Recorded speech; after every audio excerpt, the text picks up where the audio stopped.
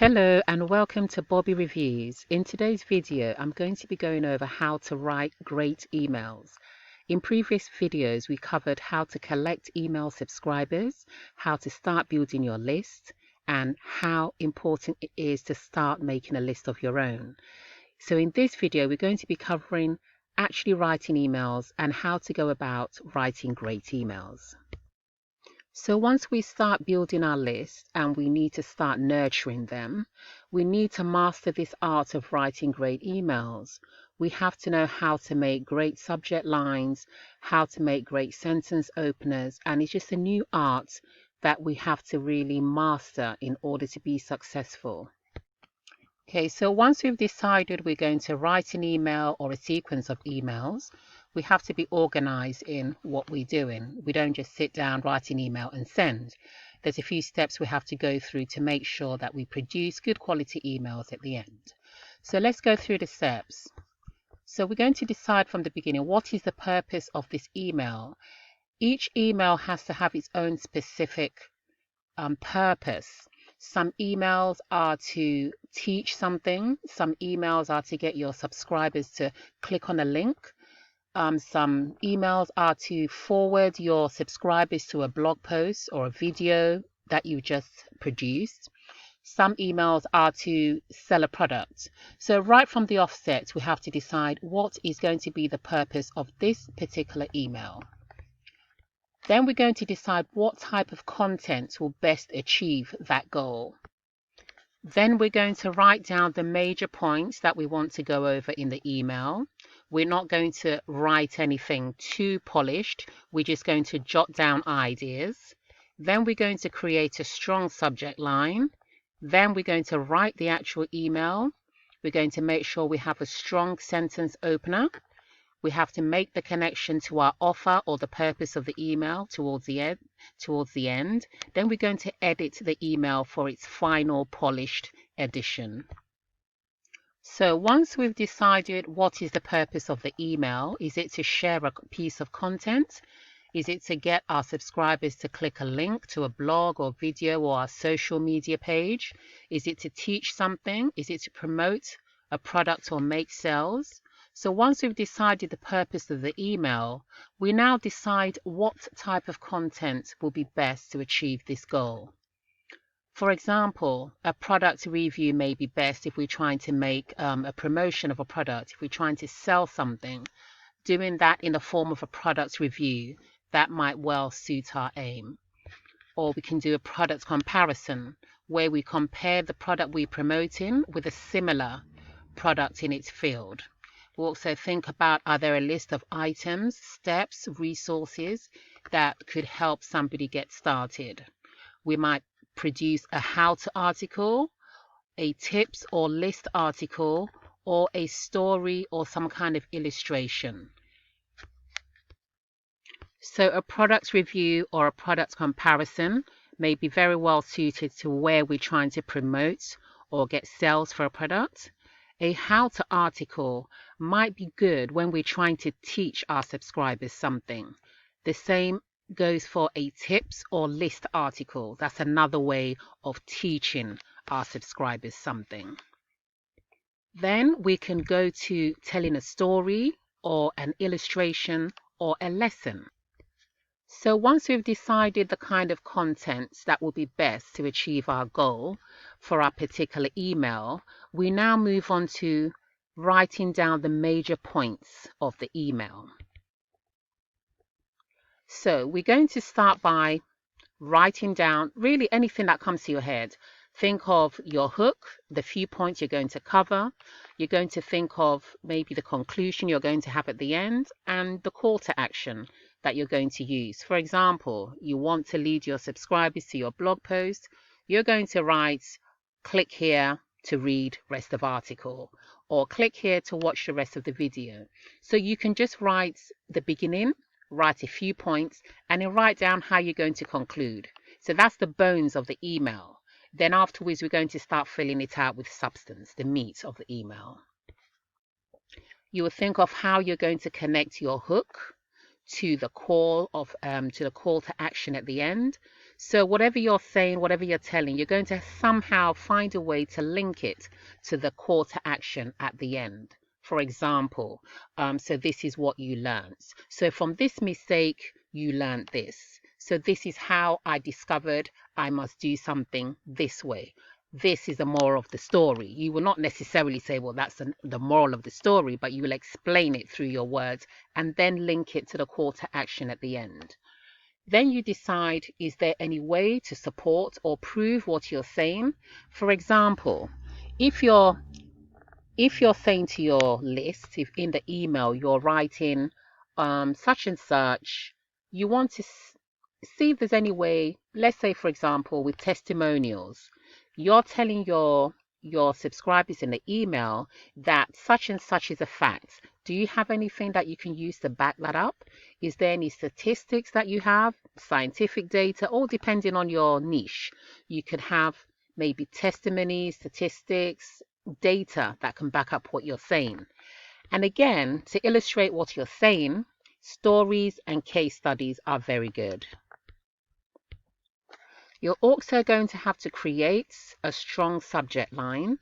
Your subject line should be something that states benefits and something that brings out curiosity, that will make somebody want to find out and click. This is going to be the line that they see before they actually click to open the email. So it has to have something, intriguing that will make somebody, oh, I would like to know what that is. Oh, what's happening there? Let me find out. So there has to be some element of curiosity or a benefit, something that your subscriber, depending on their niche, would find of benefits. So for example, 5 ways to increase conversions, 5 ways to stop sugar cravings if you're on the diet niche. Another example, why now is the best time to start X? Why doing X is a big mistake? Why gurus are lying to you, etc., etc. These are lines that bring about curiosity or a benefit. And again, we'll be covering more of that in upcoming videos. So after you've written down the major points to your email and you've created a strong subject line, now note this does not necessarily have to be in this order, because sometimes a strong subject line might just come to you before you actually start writing out the points that you want to make in your email. So it doesn't necessarily have to be in this order, but these are areas that you have to cover. You create your strong subject line, and after writing down the major points of the email, you're now going to start writing the email.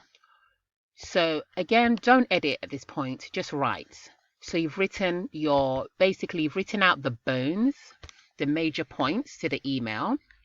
You've written your hook, your point you're going to cover, your conclusion, all these points. And then these are the bones of the email. And then you're going to move on to writing the email. So get your ideas and thoughts down. Be sure to remove distractions. For example, your telephone, your TV, turn those all off. And then write down what it is you want to say in the email. Write as you talk. Remember that. Don't try to be too grammatically correct and all that at this point. Just write. Editing is for later. A lot of people find that using some kind of speech equipment that helps them in getting an email to sound the way they talk. You're going to aim for 200, 300 to 500 words in your email. And don't worry too much again about counting the words at this stage. Just write down. Later on, when we're editing, we're going to now start making it concise and to the point. And then you create your strong sentence opener. Again, you can do this at the email editing stage. Just write at this point. You're just putting the meat on the bones.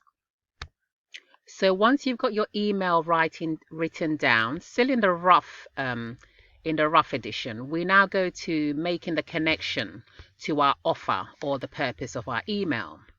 So we're going to create our call to action, and that should fulfill the purpose of the email.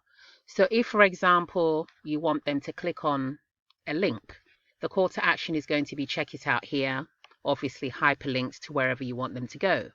or read more here if you want them to maybe read an article, read something on your blog. Buy now if you're promoting something. Download now if you wanted them to download something. So these are your call to actions. You're now going to connect your email to your call of action, which should fulfill the purpose of the email, because every email has a purpose. And you bear this in mind while you're writing your email. The story or the lesson which you've written in the email should naturally flow into the offer. So, make it a natural connection. So, for example, where you're saying in your story, well, I learned this, not to do it this way, or maybe this is the best way I should do it. Hence, you recommend the products you're promoting. So something like that. So make it flow very naturally. And again, we're going to go into this more thoroughly. So here's more examples. So I learned how to do this properly, and I always use my trusted friend X, your offer. So I learned that price was not the most important factor and switched to use X. This might be quite appropriate in maybe if you're promoting something that's not so cheap. And I realized that communication is key. So please let me know what you think. So maybe you want them to respond to something if you're doing a survey, for example. So once we've done all that, we've got our email written down, put down everything we wanted to put down. We're now going to start reading through and editing the email. So you're going to check obviously for grammar, your sentences, everything. So you're going to check, is the subject line intriguing? Does it state benefit, or does it arouse curiosity? Does the email have a great opener? Does a few lines draw you in? For example, examples of great openers are, as you know, the experts say, imagine if you could. So you're going to be checking for these points. Is the email interesting to read? You're going to actually read the email out loud. So check, does the email keep the reader engaged? Or does it create some kind of feeling? Because that's where you make your connection, where you actually create some kind of feeling in the reader. Does it have some humor? So you don't want to be too serious where appropriate. A bit of humor here and there always helps. Are the paragraphs short? So a paragraph should be no longer than 5 lines. And also you keep the paragraph should be no longer than 5 lines, and the lines should be short. Do you share benefits? Obviously the readers, they always want to know. So what's in it for me? So you have to show how whatever it is you're promoting or whatever it is that you're talking about is going to benefit them. So you have to make that clear. Check if you offer a strong call to action. Do they know what to do in this email? What it is you want them to do, have you made that clear in this email? You're going to polish the contents. The email should be as long as it needs to be. So you're going to say what needs to be said. If you're teaching something, obviously you have to teach it. But you do not need to put unnecessary sentences or unnecessary words. Don't fill it out with, just irrelevant things. 300 to 500 words is good. Keep it to the point. Then you're going to proof the content. Check for your grammar, check for spelling mistakes. Then you're going to check the links in the email. This is very important. So make sure that all the links work and go to where they're supposed to go. And also very important is to send yourself a test message on desktop and phone. So you see how it actually looks. That's a very important step. Then also remember to check the spam score. The Aweber, for example, have a way you can check the spam score of your emails. Again, I'll be linking to a video that covers that. Then you're going to code your links for tracking, and there'll be another video on this again specifically. So once again, these are all the stages and all the steps you need to go through in editing your email, the paragraphs, the benefits, strong call to action, polish the content, keep it to the point, proof the content, check your links, send yourself a test message, check the spam score, and code your links for tracking. And another important thing to check and keep in mind is that your emails are not cramped together. So for example, the way this particular page looks, the lines are broken up. It's not too much for the eyes. They're spaced out, not too many sentences together. So the email should be very easy to look at and scan. The eye should be able to just quickly look through the lines and just sort of get a quick idea of what's happening in the email. People don't want to see cramped up emails, things that are just overwhelming. So the email itself must be well spaced out and sentences not too long. So that's it. So that's the steps we go through for creating a good email. And just to summarize, the steps are: what is the purpose of the email? We're going to decide. We're going to decide what type of content will best achieve our goal. We're going to write down the major points just as they come to us. Just write it down. We're going to create a strong subject line. We're going to write the email. We're also going to write a great sentence opener. We're going to make the connection to our offer or purpose of the email. Then we're going to edit the email. So that's it. That's the steps we go through to create a great email. And I hope you got some benefit out of this video. I hope you enjoyed it, and I hope you definitely learned something. If you did enjoy this video, please do give me a like, a comment, and a subscribe, and hit the notification bell for weekly helpful videos. Thanks for your time, and I look forward to seeing you on the next one. Bye-bye.